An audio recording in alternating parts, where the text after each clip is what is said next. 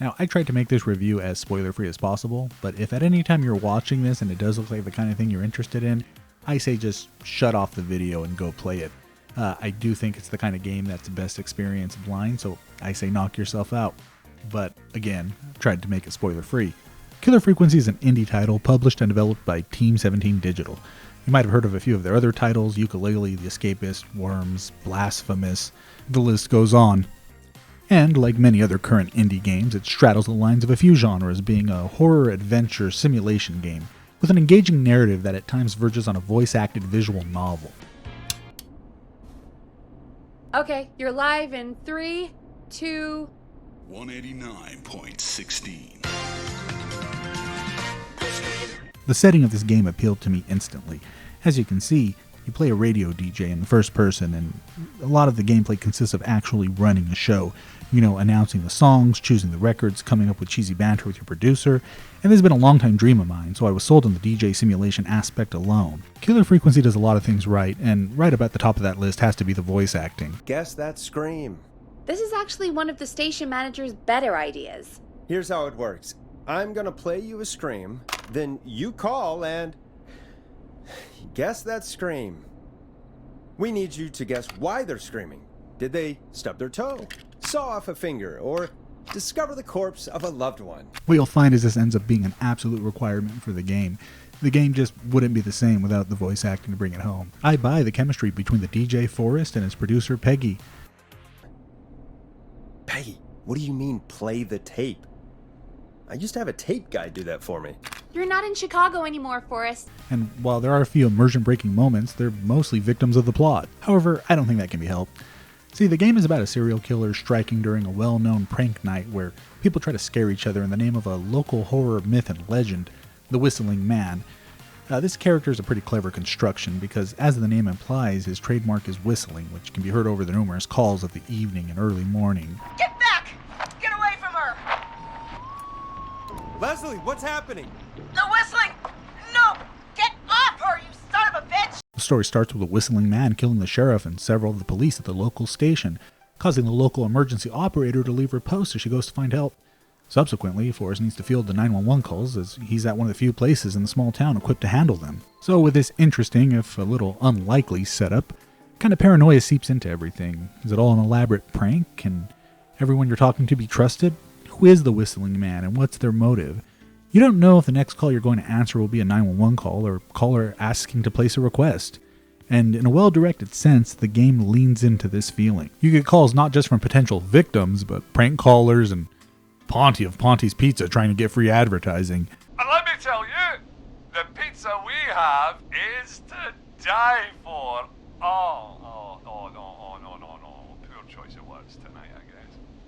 You'll play the most absurd ads during ad breaks and go from violent slashing to introducing the next song in your cheesiest DJ voice.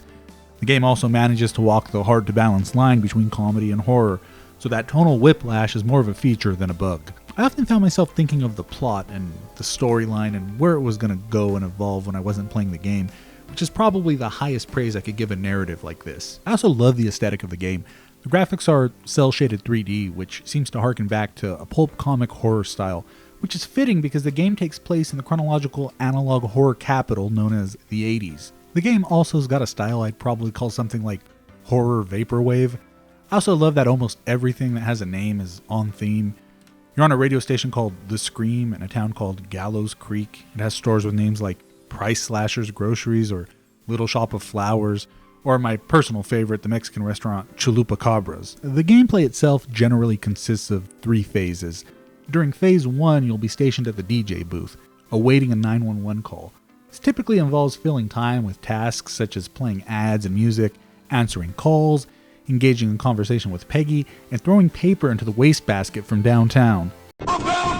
Phase 2 is generally exploring the rest of the radio station, which is completely empty except for you and your producer. You're usually looking for something at this time to help a caller avoid an attack by the Whistling Man. And then phase 3 is where the game really shines. It really is Killer Frequency at its best and at its core. You head back to the DJ booth and use all the information at your disposal to guide a caller, hoping to save their life in the process usually. During these times, the game feels very tense. It feels like something akin to a hostage negotiation. You don't want to take too much time either, lest you give an alternate definition to the term dead air. Okay, we can do this. There's a red wire, a blue wire, a yellow wire, a green wire, and a brown wire. What's the serial number on the steering column? The number is 576-894-320. This calls back to my praise of the voice acting because it really shines in tense moments like these.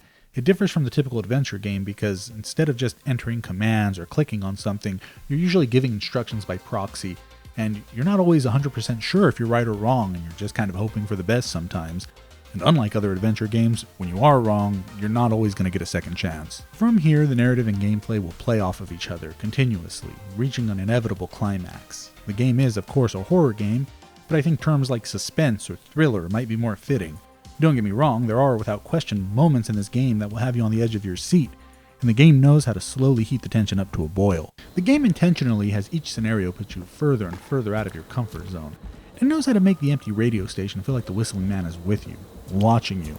Returning to the DJ booth always brings you a sigh of relief after you rummage through who knows what searching for a record or a crossword puzzle with a clue or some other bullshit. The game also appears to be designed with replayability in mind.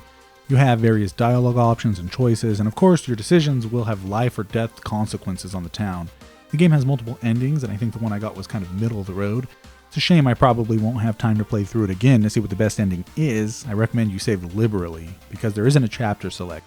Though I'm tempted to replay it, I'll probably just YouTube the better endings, making it only good for a single playthrough, at least for me. Without belaboring the point much more, I can give a strong recommendation to Killer Frequency.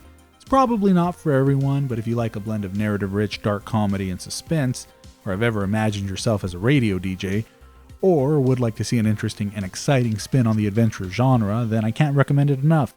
And I think the story of the lost 80s horror icon, the Whistling Man, and the town that created him will leave a deep and lasting impression.